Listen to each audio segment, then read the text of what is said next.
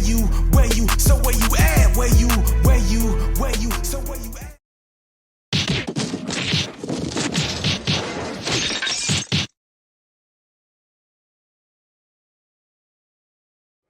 Good afternoon and welcome to Just Kickin' It. My name is Olu Jabari. Welcome to Jabari's Martial Arts Academy. We're located at 43701 Shaner Road in Sterling Heights, Michigan. We are way of Detroit, Michigan, where we started out some 32 years ago, and it's going on about 36 years for us in the art.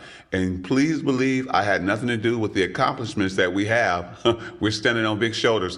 But anyway, remember, we're called Just Kickin' It, and please reach out to us at area code 313-629-8524, and or you can send me an email at justkickdem@gmail.com. Hit us up on Facebook as well, and Twitter. Today's guest, I'm going to let him introduce himself, but I've had the pleasure of knowing this brother for a while, had a chance to watch him in the ring, and not only in the ring, but out of the ring. His wife is here in the studio with us. She's sitting back, she's relaxing. So that's cool. I want to make sure we acknowledge her, because behind every great person that does work, there's a second party that completes him and or her. So I'm going to let our guest introduce himself, tell us where he's from, how we can reach you, and we want to hear your story. So for those who are listening in, nothing is pre-recorded. There are no written down questions. But Michigan martial artists, we get a chance to tell our story. So without further ado, I'll let our guest introduce himself and where he's from. Thank you. Thank you very much for having me. My name is Bernard Frost. I'm originally from South Carolina. I moved to Michigan in 2000. I came here to train with Master Richard Plowden. I've been with the Plowden organization ever since, and been involved with the Michigan martial arts circuit ever since. Yeah.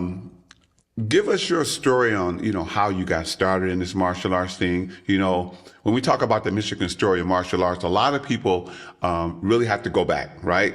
I started out in the early 70s as a kid under Marvis Cofield. Richard Plowden was there, and a lot of other folks were training together. Give us your history, how you got started in martial arts. Okay, I grew up in the inner city. I grew up in the projects. My grandmother raised me. It was just me and my grandmother. If you know anything about the inner cities, you can have some turbulent times. So my grandmother thought it would be best. There was a lot of little gang wars, a little gang going on. So my grandmother thought it would be best if she put me in the karate so I can defend myself. Being an only child, and everybody else during that time had 8, 6, 7 brothers and sisters, so they in themselves had a little gang, and it was just me. So she thought I would be best served if I started karate. So I first started karate at the YWCA, and I was, during that time, just looking for a good karate school to go to. I found a guy named Joshua Harper Jr., which in South Carolina, he's a legend in South Carolina. South Carolina's karate history is pretty deep. Marty Knight, Joey Shiflett, and a lot of guys like that. Even Master Tony Young is originally from South Carolina. Okay. So that's where I started. And I started this journey when in the 5th grade. So I was somewhere around 10 years old. Wow. But I would get out of karate to play sports, to play football. So I was always bouncing back and forth. And I did that for all through high school.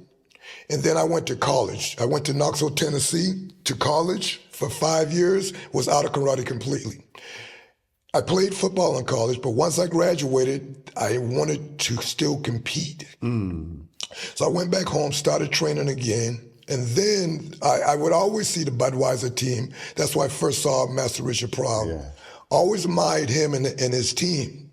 Always wanted to have that opportunity to train with him. So my job at the time was opening up a site in Michigan, and I thought that was a perfect opportunity to move to Michigan. So I came here, and my karate instructor in Charleston said, when you go to Michigan, I want you to train with nobody other than Master Plowden. So they met at a karate tournament and talked, and when I came here, I was afraid at first to go to the school, because you would see Mr. Plowden, he was looking so mean and so unapproachable. But then when you talk to him, he was the nicest person in the world. So he said, come on over, we'll see. I went over to the school, got a chance to work out, and it's been history ever since. He made me a better not only martial artist, but a better person on top of that. Mm-hmm. So that's my plight. So from the mid 70s when I started this journey, I got back into it consistently in the 80s. 1988 is when I got my black belt. Mm-hmm. And a lot of folks will ask me, because I'll compete in the senior division. I'm 65 years old. Mm. I did WKC last year. I did good. I've been at the top of the game at that age, and folks will ask me, well, how do you do it? Yes. And I will tell them I've been consistent doing this thing ever since. I never took time off. I never lapsed other than getting hurt. But then the group of individuals that's under the Plowden tradition, the Plowden system, mm-hmm. They've kept me young. They have kept me motivated. So that is what has kept me at this age, to still be at the top of my game and to still be motivated and to be able to, and now I just want to give back to the young folks, everything that I've learned, and to give back to the sport itself, because the sport has done so much for me. The sport has allowed me to travel around the world and to meet and forge new relationships, meet some good people, and establish a lot. Yeah, I know. I had a chance to do some judging in your ring a lot. I had a chance to watch you a lot and compete a lot. But the greatest thing I learned from you is a different type of respect, you know. And I say that honestly, approaching you and finding out who you were through judging and other stuff, your mind game of the art has stayed intact. And I mean that when we see people who in the art, they get upset, they take their helmets off, they throw them and kick them around because a judge called the wrong point, or they think they scored, or it just got a little hot head. I like the way you handle that. I've had a chance. I think you were with us when we went to Quebec. I'm not sure. Yes. We went to Quebec, and we did a lot of great stuff over there. And just the mindset of people when they lost, they couldn't accept the fact that they actually lost, right? One thing we teach here at Jabari's Martial Arts, we teach people how to lose first, so they can learn how to win. I think you mastered that in the ring.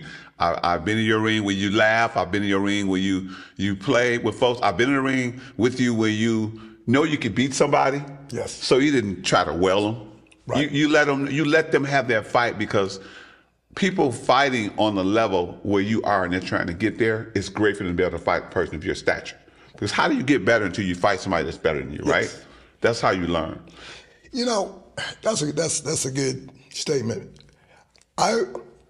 Anybody who does karate, whether they're at the top or whether they're at the bottom, good, not so good, I'm going to give everybody respect. I don't care if it's a white belt that's step in the ring with me, because the stuff that this person has to do, we all got black sweat. We know what it took to achieve a black belt. Yes, sir. And that grind, that struggle, that mental strength that you have to have. So I'm going to give anybody who step in the ring with me, whether they could fight or not fight. And I believe winning is an attitude. Yes. In my school, believe in respect. We believe in discipline, and we believe in that. Sometimes you'll get a call. Mm. Sometimes somebody else won't score on you, but they'll get the call. You don't get upset. Right. Sport is a, how can I put it? It's a cosmism of life. It'll give you perspective of life. You learn how to win, you learn how to lose, you learn how to deal with obstacles. Yeah. So, and you take it all in stride. You never take yourself too serious. You got to be able to laugh and joke and talk with people. And if you treat people with respect, whether you're winning or losing, because you got to learn to lose before you can learn to win. Teach. Right, so you can all take it in and you can all show somebody. And there's little kids that's always sitting on the side, that's always watching, and they watch what you do. So if you go out there with a bad attitude and acting crazy and stuff, somebody's watching you. Yeah. But you want to be able to teach and you want to be able to give back. So my attitude is, I'm going to laugh and smile with you. Now, I will say competing is mental warfare. Yes. And if you hit me late or you hit me harder than you should have, I'ma smile. Because if you hit me hard and make me mad and I start throwing helmets off, I'm actually playing into your hand. Yes, sir. I just got out of my game and start playing your game, and we're not gonna let that happen. We're just gonna smile. We're gonna wink at you, and we're gonna keep it moving. I like that. We're not gonna try to retaliate, but somewhere in the fight, it'll come back. And I've seen that in some of the fights I've watched you in. Personally, myself, I didn't do a lot of fighting. I got into the art at about 10, 11, and I did a lot of little tournaments. As a teenager, I did some, and as an adult, I did a few. But I found out the greatest thing I love was forms. I love weapons, but I love forms. And then I wanted to get into the idea of teaching. And I always thought that I watched you. Richard Plowden says something such as, hey, you give them what they give you.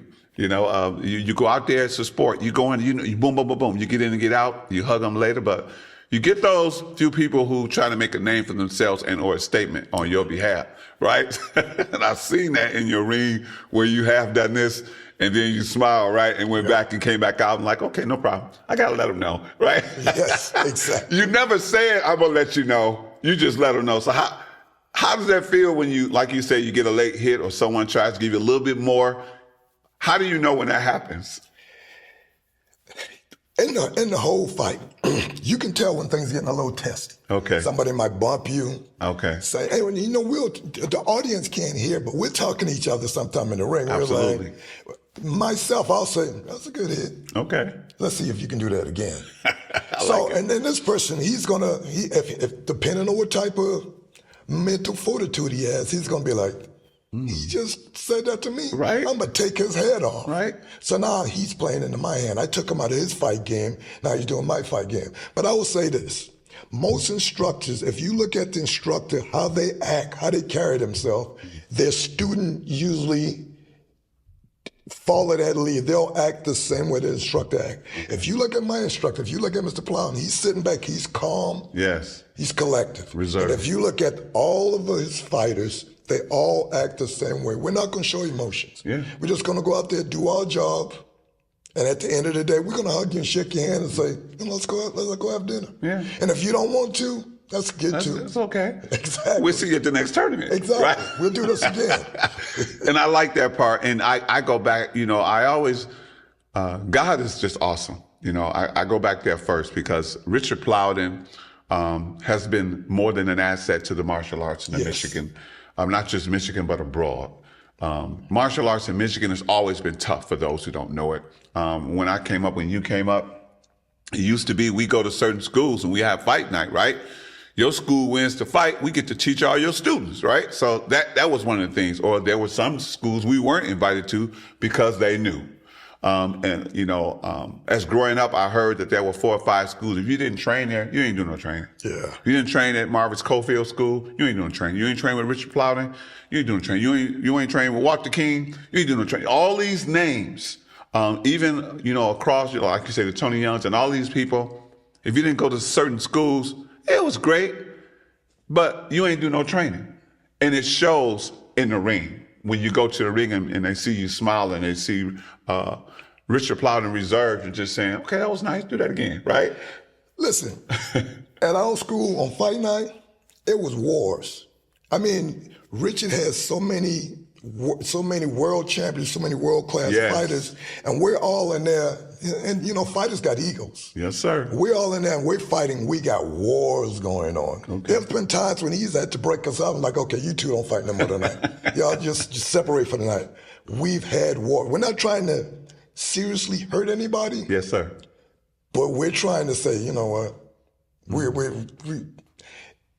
It's not a night that we didn't go in there that somebody was like, whoa, he's bringing it tonight. Oh yeah. And you couldn't cower down, you couldn't punk down, you had to fight. Because some nights, you got people like Travis, you got Jamon, you got Wooly, you got Skia, you got Mike, and these people, all of those names right there are folks that's made a name in karate. Those are world-class warriors.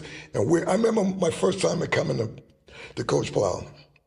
and they beat me down. They were smiling, and I was not used to that atmosphere. Yes, sir.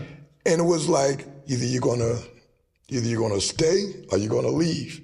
So at that point, I was already building character. Those guys was already building my character because they was testing me. They was testing my mental strength. They was testing my ability. So they made me who I was because, like you said earlier, if you want to be the best, you got to beat the best. Right. So every night, every fight night, we're training with the best in the world. So, and they're not going to let you not do your best. If you're tired and you're not feeling it, they're pushing you. They're telling you, come on, man. They have never let me make excuses because of my age. There was always that, no, come on. Everything they do, I had to do. Yes. And you take Morgan Plotton, for instance, she's a female. Yes. That woman is the best in the world because she fought the men. There's not a lot of schools that has a lot of great fighters in the school at one time. Sure. There's a lot of players come from other schools and practice. We have them all in our school. She fights the men, and we're not taking it easy on her. Sometimes she'll get harder than we want to hit her. Okay. She take it and come back. As a competitor, I've seen, I would say, out of all the Plowden students, she's probably the most talented. Okay. She's probably the most talented. And he's been through a lot of family. I know the nephews, Ski and them, they did a lot with him. And like you say, Morgan is interesting. I like her demeanor. And just the Plowdens themselves and all the students that go through there. Matter of fact, a couple of our students go now every Friday. Yes. They still have fight night. And it's being able to address some positive issues that our students didn't think they had in them, right? The issue of fighting to the mindset, one thing is like, I'm fighting somebody. Okay, I've been training. What do I do? Tell folks all the time, you can train all you want, but until you get in the ring. Yes. And that judge says, begin, everything you just practiced is gone. Now you got to remember how to put these combinations together. Am I right? And that's when you have to stay cool. That's when you have to stay calm. Yes, sir. You can't you ever went to a tournament, you see a fight break out? Oh, yeah. And then everybody starts fighting like they ain't never did karate in their life. Yes. Because real life happens. Yes. But if you're forged in battle, yes, when it does come, you're not going to panic. You're not going to shy away from it. You're going to keep your cool, yes, and you're going to do what you've been taught all this time. And that's the biggest thing that I've learned being under the Plowden system. You're going to keep your cool. That guy is brilliant. Okay. Everybody can kick and punch. And that's why I said winning is an attitude. We all know how to kick and punch, especially when we get a black belt. But the right time to do it, how you do it, when to do it. Because you see people get out there and they'll just throw spinning kicks. Oh, yeah. Don't set it up anything. Right. That's a person that's not smart. So in the Plowden system, we teach to be smart. Because we all can kick and punch. Yes. At 65, I'm not the fastest. Right. I'm not going to be the strongest, but I have to be the smartest. There you go. And that is what we do. That's what we teach. That's what we learn. So when you see us in battle, we're not going to get upset because we've been there before. We do it in class. We fight the best in the world. So we're not going to shy from anything. And I like that. And that's something that not only Plowden teaches that, but he displays that in his students. I always tell my students there's a lot of S's. Simple, smart, successful students succeed. Yes. That's it. Yes, simple. You ain't got to be the person that does 99,000 kicks, right? I'm afraid of the person who practices one kick 99,000 times. Yes. Versus doing all types of techniques. Terrence Alford, trained with Richard, trained with us at the Key line. Small guy, stature, strong as ever. Always out class as far as the weight goes. But you couldn't stop that reverse punch. Fast, quick, strategy, smart, successful. He would win with those alone. I've watched you fight.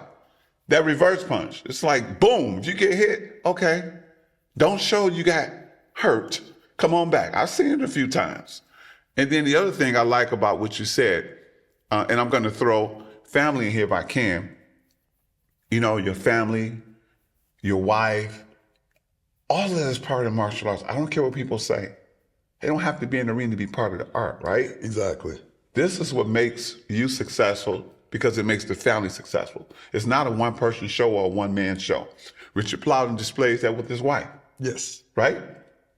She does everything that needs to be done, regardless if he acts or not. She just does it. And vice versa. But I say that it takes a team to make a person successful. Yep. A lot of people have jumped on this bandwagon of, I'm the greatest, I'm the world. Okay, no, you ain't get that by yourself, sir. Exactly.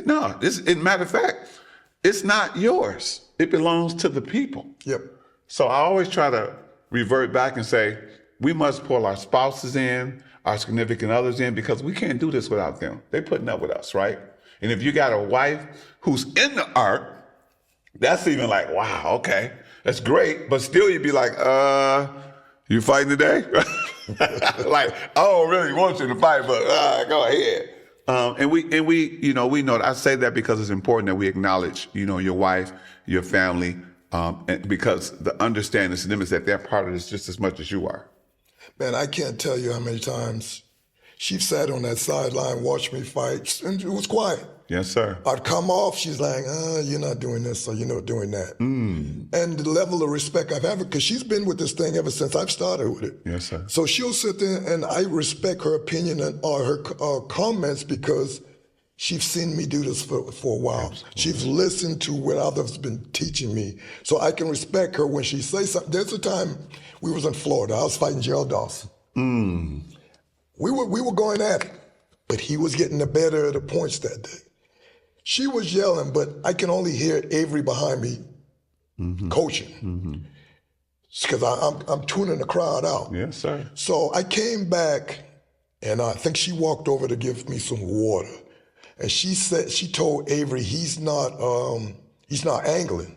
And Avery looked at her like, that's right, wow. He isn't. So I went back in and did what she told Avery to do, pull the fight out. Wow. We stopped pulling away, it was easy. And the stuff like that she does, and I won't even tell you how many times she's went to the emergency room with me. Amen. We was in Chicago. We was fighting one of Jerry Roberts' students.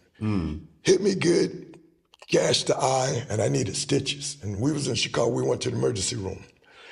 And there was a doctor there. It was a foreign doctor, and I was like, oh my goodness, this guy going. And I needed the stitches right where the eyeball was at, and I was like, oh, I'm not trusting this doctor. But she was right there holding my hands like, hey, let's do this. She's always been a motivating force for me. Yeah. She's always been there to, whether I wanted to hear it or not, but she was going to tell me the truth. Yes, sir. So we have a good understanding and a good communication because I trust her and she trusts me. So she's going to tell me stuff, even if I don't want to hear it, even if I can't see it, I'm going to listen to her because I know she has my best interests at heart. Yes, sir. And at the end of the day, it's all going to work out. And that's the same thing I get from my brothers and sisters at Team Plow. But so you built that relationship, and I always say the first relationship, of course, I throw it out as God first. And then God mends what we see is impossible, he puts together. Yes. Right? And then to go over there and have an extended family within the Plowdens, and then not just the Plowdens, but all the people who came over there and worked out. You've worked out some folks, you worked out with these folks, so they see you and they acknowledge you and they understand. And I think the great part about that is that you live to tell a story of how you came through the system, how you're creating an avenue for other people. And then this last question I want to talk about real quick is the shoulders we stand on that we talked about earlier, just talking out in the hallway, is our young youth don't understand the importance of how we got to where we got to. This didn't happen overnight, right? I've seen clips of the 60s. I've seen clips of the 70s. With Plowden and all these people were fighting and how much they had to go through just to wear this Budweiser name or to wear this name and to wear this name. It wasn't really about them at that time. It was about Budweiser. It was about, if you do this, our name's up there, which is great. I mean, one thing, they gave us the money to do some stuff and that was great. We appreciate that. But now we're able to do it ourselves. So let's just real quick hash about the fact that the shoulders that we stand on and the shoulders that allowed you to do what you had a chance to do and be successful in doing it, right? And not feel bad about that. That's an interesting subject. I'm gonna go back to where I first started, 10 years old. It was just my grandmother and myself growing up in the projects. It was a little dicey and a little chaotic at times. There were older guys in there that says, don't come over here and don't go over here. We're not doing what's right. We need you to stay over there. Keep playing football. And the male leadership that you get from some people is so important because that's what Plow's a mentor to so many. Yes. Some of our guys have went the wrong way and come back. Some of us are still trying to find that road. But myself, when I said give back to karate, it's to the young kids, it's to the young youth. I will always take time, because some people are, brush kids away or don't talk to them. I will always take time to entertain kids, talk to them, sit with them, tell them the history or tell them stuff, and tell them to get over to young kids, you got to be able to talk somewhat in their language to captivate their interest and hold it. Because if you start talking at them or preaching to them, they're going to tune you out. Okay. So you got to listen to them. Okay. And you got to talk to them in a way that they're going to be engaged with what you're saying. Okay. Just like at practice with the kids that's there. Yes, sir. I'm pushing them around. I'm challenging them. I'm talking to them. They're having fun. But at the same time, they're feeling that competitive drive. So now they want to spend time with you. Now they want to talk to you. Yeah. And each one of the older guys in our system does that with the kids where we engage with them. We make them feel like, hey, I'm your big brother. Yes. Hey, I'm your dad. So they feel that level of trust. I like that. That level of, I want to learn. Whatever you teach me, whether it's life, whether it's karate, whether it's mathematics, I want to learn. So you develop a chemistry with people to do that. And it's the same with their parents. I'm going to sit down and talk to them. And on those bad days, you can't bring your bad days at work. Teach. Even if you feel sick or you feel bad, and if I meet you, I'm going to give you the same, I'm going to give you that smile, that warm feeling, that magnet to draw you to me to say, hey, we're brothers, we're going to talk, let's sit here and talk. I don't care if I'm dying inside, I'm never going to let you feel that. And that's what you got to do with kids, with parents, with people, period. If I know you or don't know you. I wasn't always that. I did not like being around people. I was an introvert, big time introvert, uncomfortable. Me and the wife will fly across seas. There's a middle seat, there's an outside seat, and there's a window seat, and somebody else is sitting there. I'm like, babe, you need to sit over there, because I don't want to be bothered. Okay. But now she is, the wife has taught me a lot about caring, warming to people, treating people, just making them feel loved. Yeah. So that's where, right now in life, where I'm at is to give back to the youth, because I believe youth and old people are my passion. Teach. They're the people who I feel that needs, because when folks get older, they want to throw them away, like they don't got time for it. And one day we all going to be older. Oh, yeah. I'm 65, but I'm lucky to be a youthful, energetic 65. But the kids and folks will abuse kids, and they'll do all kinds of things with kids. So my thing in my life now, for kids and the older people is where I want to spend a lot of time. I show them a lot of love and give to them. Yeah, and that's what this is about. Again, we're live here in Sterling Heights at Jabari's Martial Arts Academy with Brother Bernard, and his lovely wife is in the audience with us. And we wanted him to tell his story because as a Michigan martial artist, I think one of the most important things is family. How God has allowed us to build these type of relationships, how God has blessed us and blessed our spouses. And I always say this, the relationships we have with our spouses, I'm going to tell you, any man that says he doesn't understand is because he wasn't listening. Yes. Because our wives can teach us everything we need to know, not only just about how to care for kids and how to understand what we think we see, but we know they see. But we have to remove the ego from our shoulders, right? And make sure we place our wives there. Because they're the link to everything that goes around. Guess what? You or I wouldn't be here if it wasn't for the Wong men, right? Exactly. And there are Wong men, martial artists that are just as great, if not greater. But we have to take it back and understand that they don't get the credit they deserve. We get the credit because we're out there, but there are a lot of women in the ring like Morgan. There are a lot of women like your wife who understands this and rationales this. But then there are a lot of women who we need to lift up more. They need to have more of the credit for understanding, putting up with us. And like you said earlier, Miss Plowden is one of them. Oh, she's definitely one of them. She's one of them. Your wife is one. My wife has been, she's been with me, well, thankfully, it's been over 30 years. You've been married how long now? We're 30. 31 years. That's a lot of putting up with, brother, right? But we learn. I always tell a man, if you want to learn how to live and how to love your wife, ask her. It's not written in the book. Yep. It's like martial arts. You can read all the books you want. Until you get in that ring, it don't matter. Sure don't. So, and I know you, and I know that you've never been one to back down from a good fight or decide if you want to continue or bow out or whatnot. You've always been classy. You always had class about yourself. You make a statement through what you do, not what you say.